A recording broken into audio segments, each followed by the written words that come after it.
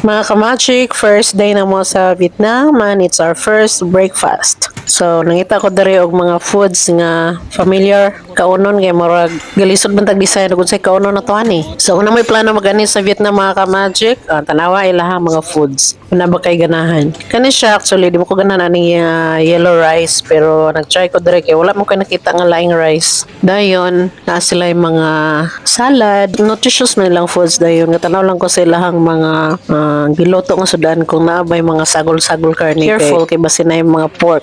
So nakita ko diri og tilapia and then ang banani nga mga pagkaon din ako pakasabot. So na sila watermelon, sunny side up nga itlog o kaning unsa ni oy ambot ning puti unsa nga karne din na sila katong arroz caldo. Pag diri ko nakurat mga kamagic kay nakita kog kamote.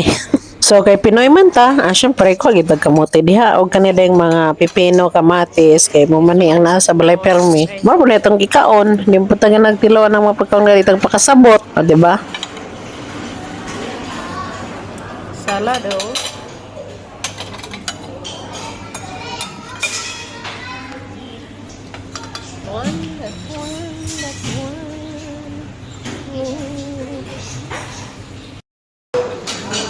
Sabot ka silang foods? Wala. Wala. Kadang-kadang galing ni kayo sa Hong Kong ay. Di masabtan dito. Biscuit.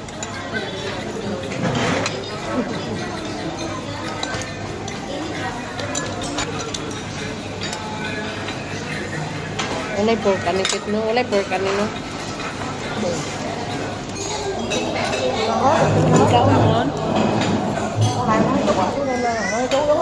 Ang kasabot sa pagkaon. Troy, may Troy. Kaon na lang yun, may. Ako, ipudgot. Lagan kay pagkaon, no? Pero, Pinanak, yap mo na sa pag nasa ipudgot, ang nasabtan ko lang. mataingan. Kaya na amin free na mga yun, ano eh. Ang Hong Kong, wag ito klaro. Ang lakaw namin. Naman. Ang bagay, pag ito rin natin yung ina. Wala niya.